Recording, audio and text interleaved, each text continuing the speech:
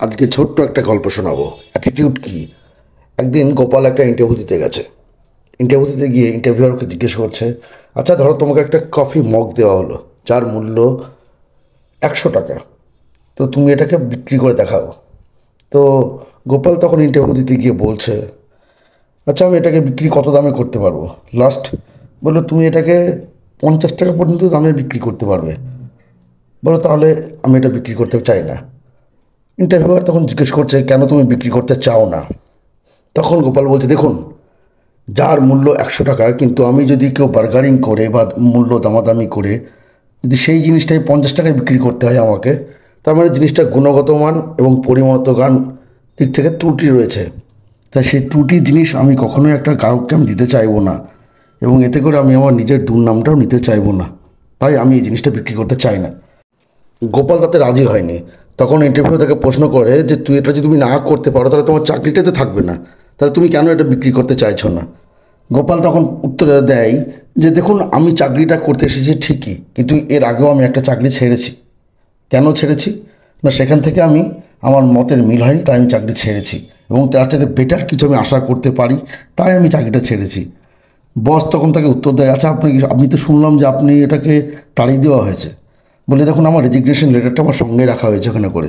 কাউকে তাড়িয়ে দিলে কিন্তু তার সঙ্গে তার রেজিগনেশন লেটারটা দেওয়া হয় না তাকে। কিন্তু দেখুন, আমি নিজের স্বেচ্ছায় সেখান থেকে চাকরিটা ছেড়েছি। তখন বস খুশি হয়ে তাকে আবার জিজ্ঞেস করে, আচ্ছা আপনি বলুন তো, আপনাকে কেন রাখবো আপনার চাকরিতে। আপনি একটা কোম্পানির প্রোডাক্ট যেটা 100 টাকা মূল্যের দাম, সেটা আপনি 50 টাকাতে পর্যন্ত লোয়েস্ট আপনি বিক্রি করতে পারবেন, কিন্তু আপনি চাইছেন না। তাহলে আমি কোম্পানি লস করে আপনাকে কেন রাখবো। তখন গোপাল বলে, দেখুন, আমি তো আপনার লস লাভের গল্পটা শুনতে চাইনি।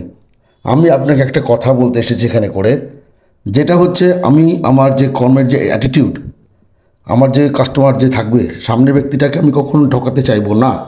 কারণ একটা জিনিসের মূল্য যখন 100 টাকা, সেই ব্যক্তিটা যখন 50 টাকা সেটা পাবে, তাহলে তার মূল্য তো কমে গেল, তার তো পরিমাণ দিকটাও কমে গেল। আপনি ধরুন একটা ফরচুনার গাড়ি কিনবেন, অথবা একটা হোন্ডা বাইক কিনবেন, বা দামি কোনো কোম্পানির একটা গোল্ডের কিছু জুয়েলারি কিনবেন, তখন কি আপনার সেই দাম কি বার্গারিং করতে পারবেন? পারবেন না। কেন পারছেন না? কারণ তার গুণগত মান এবং পরিমাণগত মান দুটোই ঠিক আছে।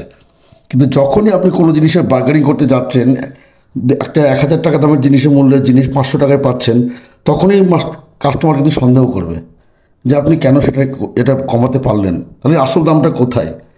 তো এই যে ঠকানোর ব্যাপারটা আমার কাছে আসছে না। তা আমি চাইছি না আমার ঠকাতে, তাই যদি আপনি এটাকে অন্য কাউকে দেখে নিন, আমার দ্বারা এটা সম্ভব হবে না। তখন ইন্টারভিউয়ার খুব খুশি হয়। খুশি হয়ে গোপালকে জবটা অফার করে। কারণ কেন অফার করে? কারণ তার এই অ্যাটিটিউড, এই পজিটিভনেস, তার এই যে পজিটিভনেস, যে সামনের ব্যক্তিটাকে আকর্ষণ করে তাকে। তার মধ্যে একটা জিনিস রয়েছে যেটা আমাদের মধ্যে অনেকের নেই, যেটা হচ্ছে আমরা অনেকে হীনমন্যতায় ভুগি, অনেকে চেষ্টা করি, অনেকে কী ভাবছে আমাকে, তার মনের মতো হয়ে চলতে হবে আমাকে, এটা চেষ্টা করি আমরা, দিয়ে নিজেদের অ্যাটিটিউড হারিয়ে ফেলি। এর ফলে কী হয়, নিজেকে হারিয়ে ফেলি, এবং সামনের জন্য আমাদেরকে ঠুনকো ভাবতে শুরু করে। তাই নিজের আত্মবিশ্বাস বজায় রাখুন, যেটা আপনার পরিচয়।